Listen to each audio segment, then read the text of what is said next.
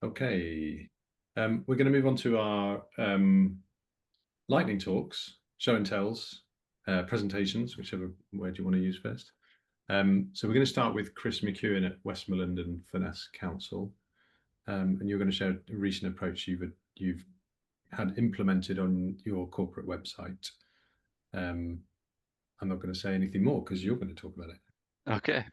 Hi everyone. I'm Chris. As Aaron said, I'm Westmorland and Furness Council, and we work with a third-party developer called Rohalion, who have done a lot of the legwork on this. They deserve some good credit on that one. That's why I'm shouting them out.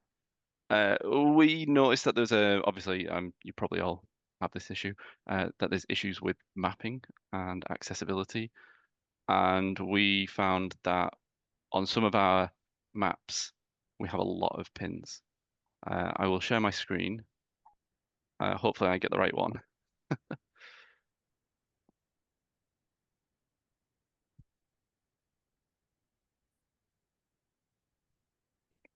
Just let me know if you can see that, if that's come through. Yeah, yeah.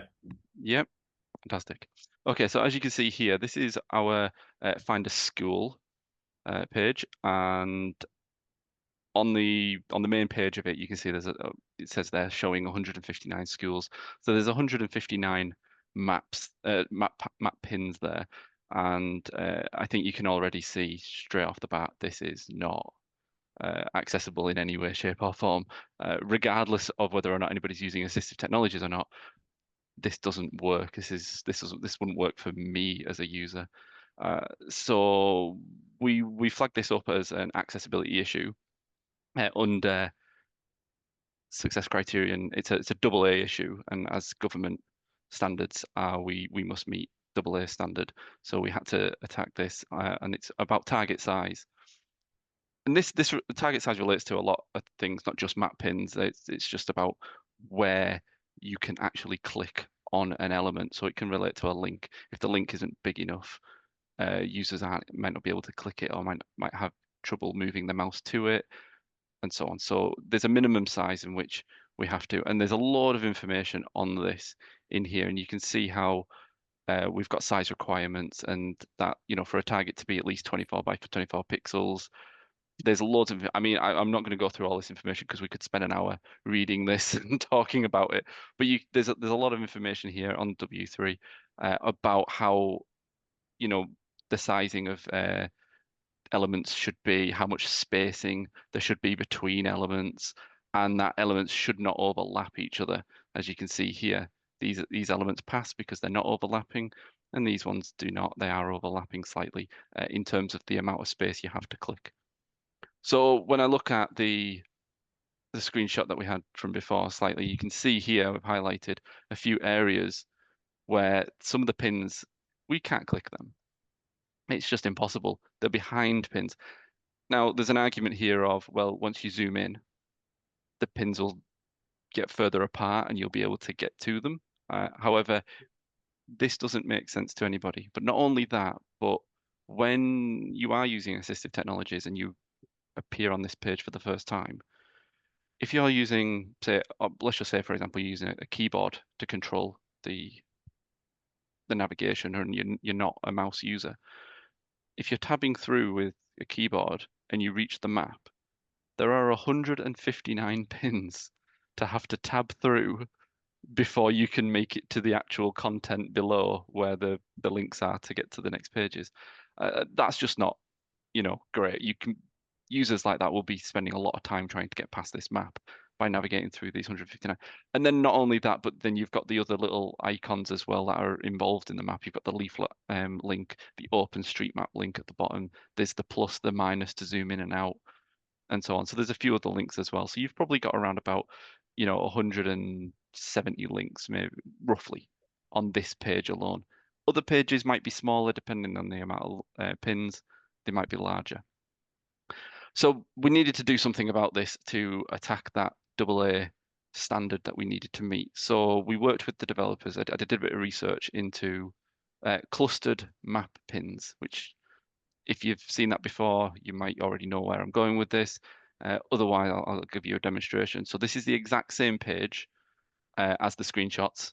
I did have to only take screenshots because obviously we've implemented this, so I can't show you what it's used to be like. But if we go down to the map, that is the exact same map as what we had before. And you can see there that we've actually only got 4 pins on the screen. We've got 1 pin here, which is on its own, out of the way, so it detects itself as a single pin. We've got a pin here, which is 42, which means there are 42 pins within that boundary that you can see has been highlighted while I hover over the map. There's 4 pins over here. I think the boundary is really small, actually. It is hidden behind the icon. I was like, where's the boundary at? But it is there. And then you've got 110 pins within this area here, okay?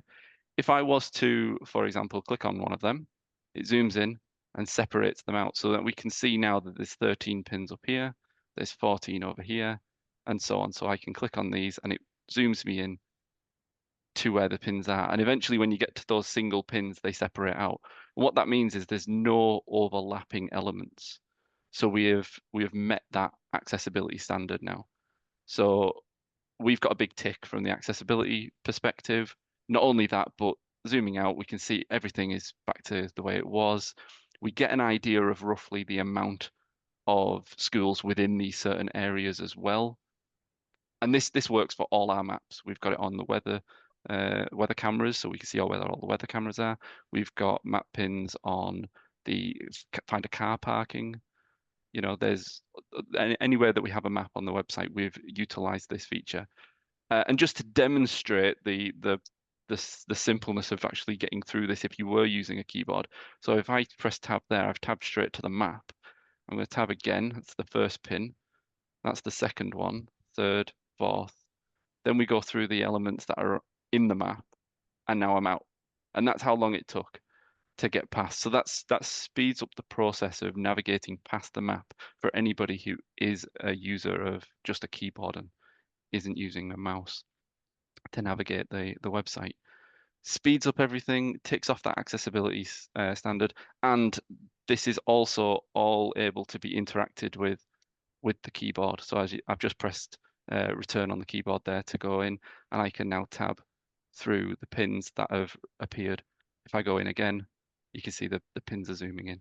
So that's what we've done at Westmorland to combat this issue of overlapping pins.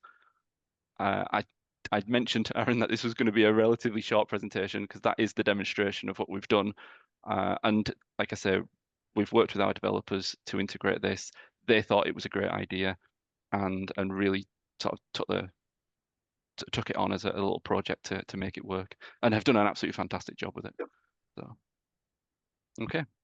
Thanks, Chris. That was great. I think, short, simple, tangible is fantastic.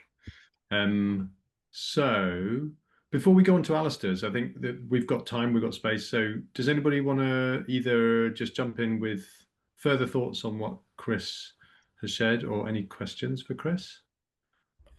Yeah, it's not really. I'm logged into the webinar.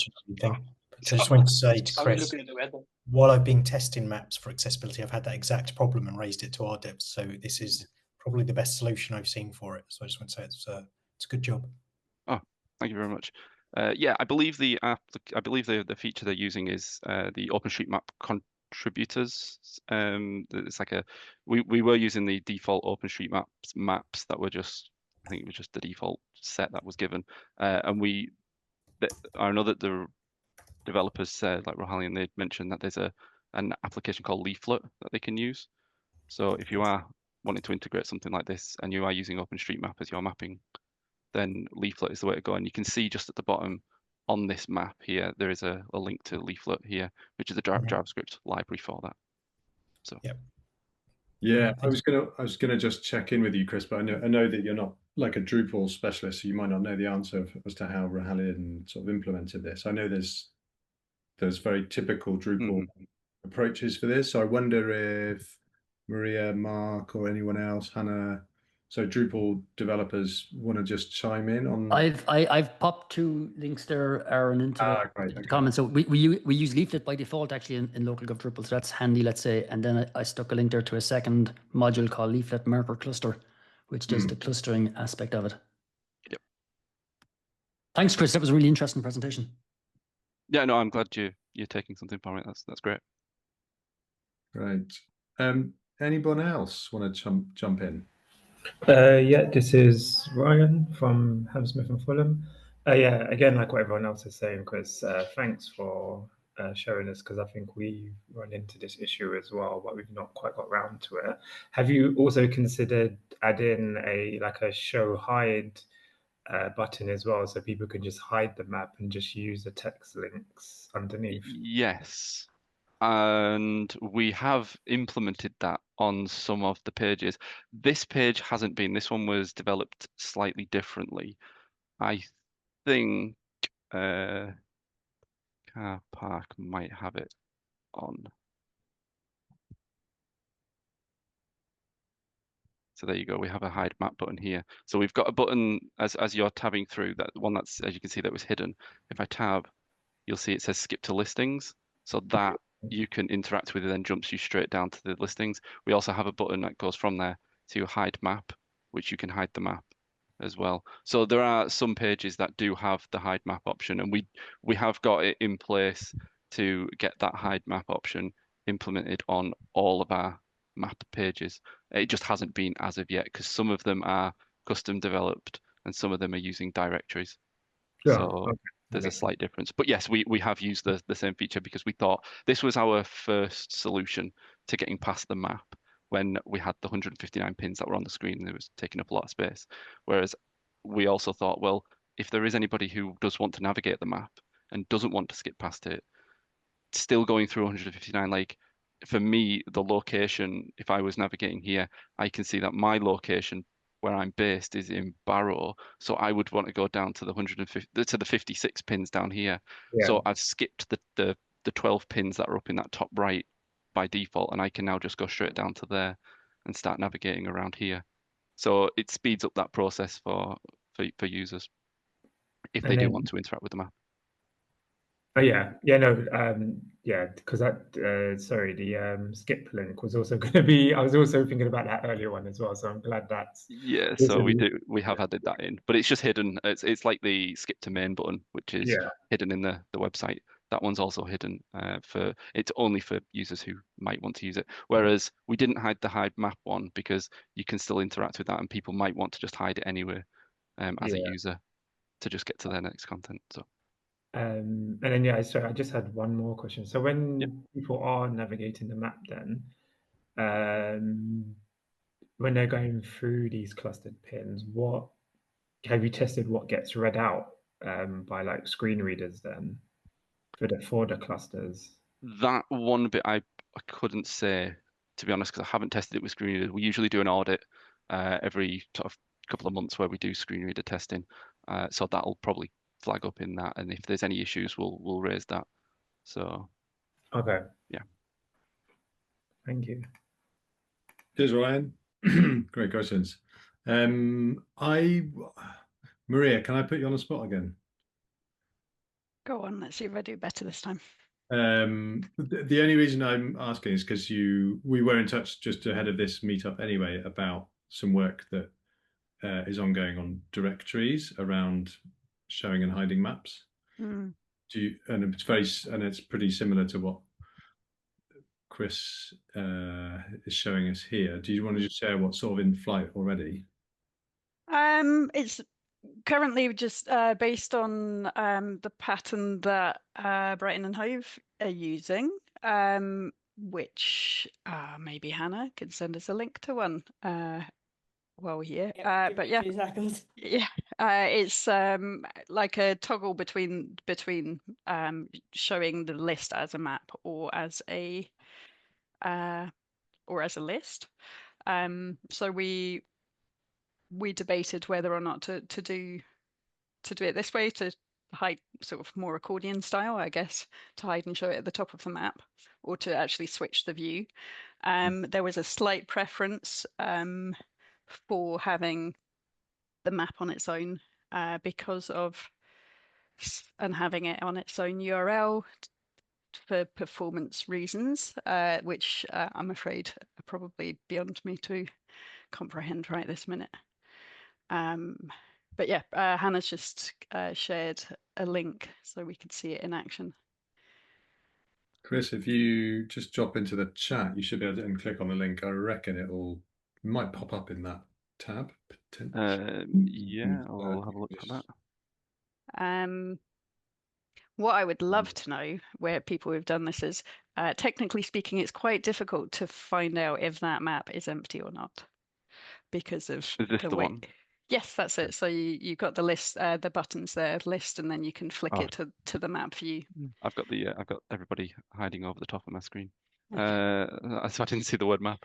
Yeah. So there we go. We can click the map. Yeah. Yeah. So it's buttons as well. Yeah. Yeah. So Maria, sorry, you were interested in. Let's get into it right now because it's a bit technical. It's actually quite difficult to tell whether the map is empty for things like printing it or not, because of reasons. So I think we've all gone, oh well, I know the people I've spoken to have had to do quite convoluted ways of processing that. So let's have a side chat about how people have done that and if we can make it better, easier to do. Okay, if you've got a question, drop it into the chat. People can join in on that now. Great, thank you, Chris. That was fabulous. I will stop sharing. Yeah, lovely. Thank you.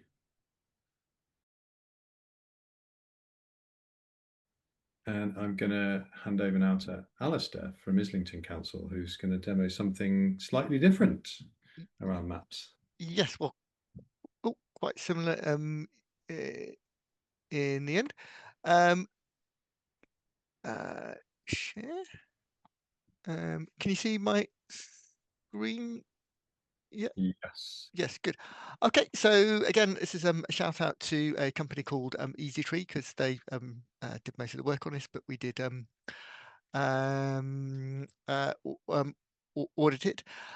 So we've got a map which lists all of the trees that are in Islington, and you can click on a tree and you can get the details of the tree, and then you can put in an inquiry about the tree. So, for example, if you notice the tree's about to fall down or something, you can put in that inquiry, and then that gets sent off to the relevant people who then go and sort it out. And it's a really good use of technology because they had teams of tree surgeons, and they would basically just had like email address, and people would email them, oh, we've got a problem with this tree, and then they would sort of drive around the borough trying to find out where this tree was because they just had someone's text description of, oh, tree at the end of that road, and then no one would be actually sure. So they wasted a lot of time not being able to find the right tree. So it's great, obviously, if you're a sighted user or you can easily use a mouse, but obviously lots of problems if you can't see the screen or if you can't use a mouse. The first thing we decided is this map's never really going to work if you're visually impaired. Sorry, if you can't see the screen, and so we do have an alternative means of putting in an inquiry where you can just make an inquiry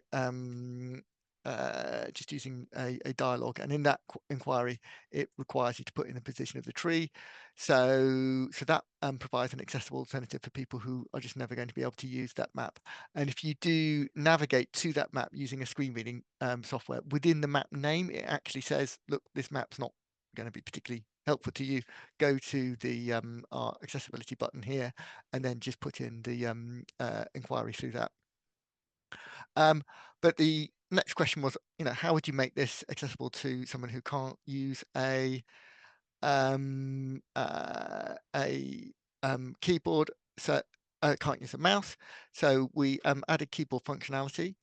One important thing is we sort of add in all this keyboard functionality, and then we expect sort of keyboard users to be mind readers and know how to do it just by magic, as it were. So we did put it in a sort of guide to actually how to do that, and we put that in the link to how to actually use the keyboard to find to access the map in a very prominent place.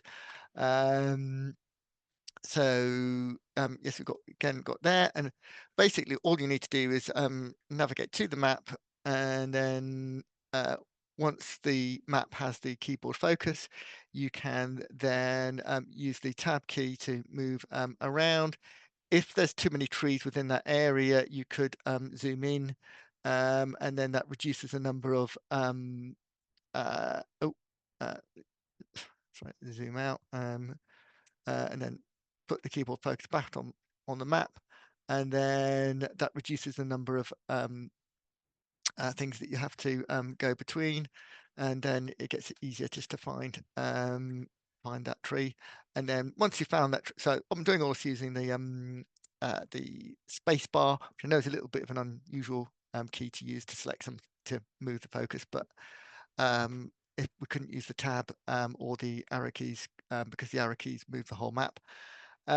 So we got that, and then you just press on the enter key, and then you can go and then put in your inquiry, and then make that inquiry, and then submit that inquiry about the map. So that was it, really. Does anyone have any questions about that at all? Thanks, Alastair. That was great. I had one question. I mean, I guess it's worth noting that this isn't on your main corporate site. This is on a separate site. It's its own thing, and it's not Drupal. It's not LocalGov Drupal. Do you know what the software is that's powering this, or? I don't know. I mean, it's a company called EasyTree, and they're Crown copyright maps, but I don't actually know what the software behind the maps is. Nice. Okay. Yeah. I mean, like the approach that you've taken is it's really nice to see how you've broken down and made it accessible, and having the ability to just share with users about how to use the map with a keyboard and providing alternatives. So I think that's why we wanted to do it. It's kind of relevant and applicable to lots of situations and use cases. Yeah. Although now I'm thinking we should have asked to have the maps, the trees are clustered into numbers, numbers like Chris. So I'm thinking, but that's certainly interesting to see Chris's slightly different approach to that. So I'll certainly bear that in mind in the future. Cool. Questions for Alastair, or any follow-up things I want to bring up? Okay, I'll just stop sharing then. We'll see. Does anybody else want to just jump in and have any questions for Alastair? Just going to check the chat for a minute.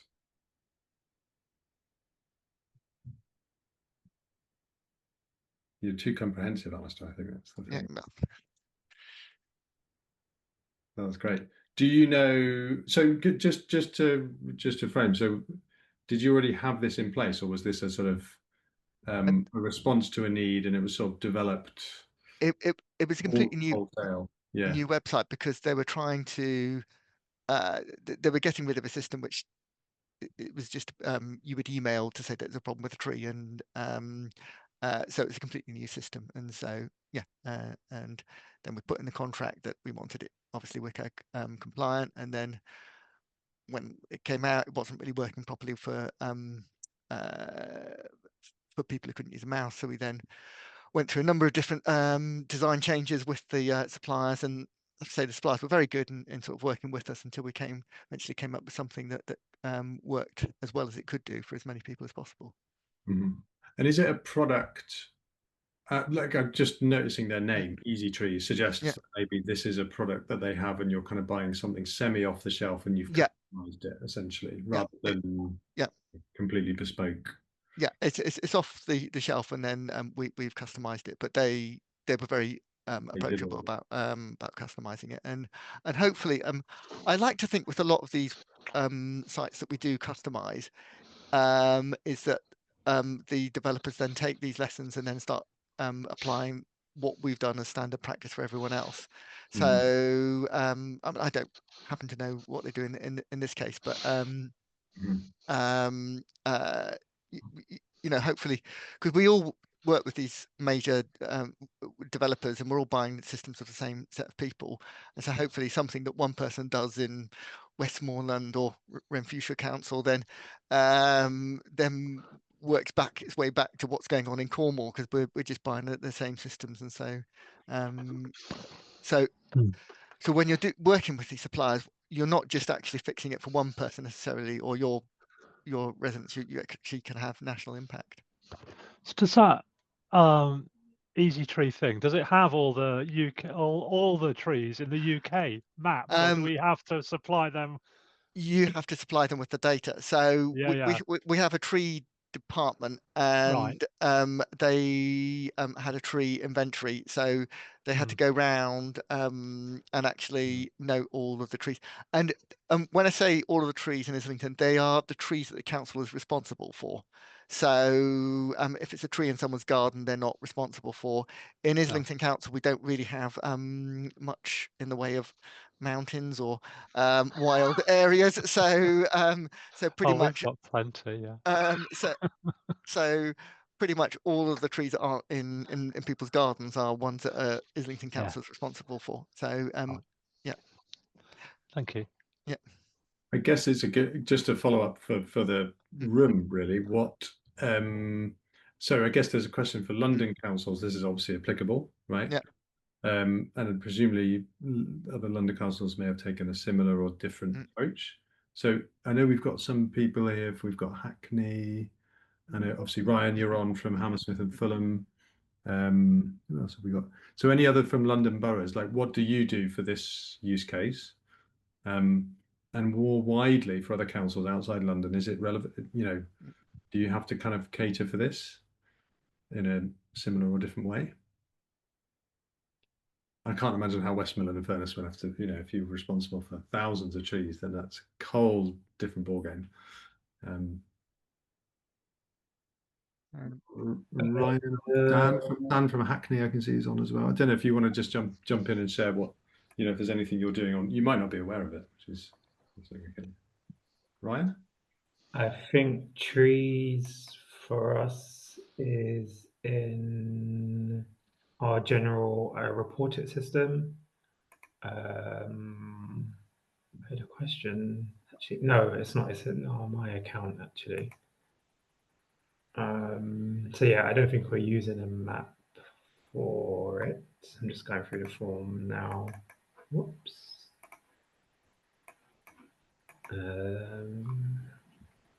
Actually, no, you can. So you can give an address, a street name, or use a map, and it comes up with a Google map. So I guess, yeah, you drop a pin on it. So it's dropping a pin, yeah. So you haven't mapped the data of where the trees are and therefore locating the tree, and yeah. Slightly different approach. Cool. Okay. Dan, hello. Sorry, I was actually just going to say I'm actually quite new to the Hackney website. I was actually working on another project, so I'm still familiarising myself. I do know Hackney does use some sort of map system, which I remember looking at a while back. I'm not sure it's as fully functional as what Alastair has shown right now, but you know, I can't be sure. But I do, you know, we use other maps across Hackney as well, and I do know that there's some of them which do need a bit of work. So yeah, I mean, I wish I could tell you that we've got a really great solution which matches what the examples we've seen right now. But yeah, it's good to see what has been done by the councils, because especially the tree one. I think my actual local council could do something like that as well. But yeah, it's just good to see what everyone else is doing. Yeah, cool. Thanks for sharing, Dan.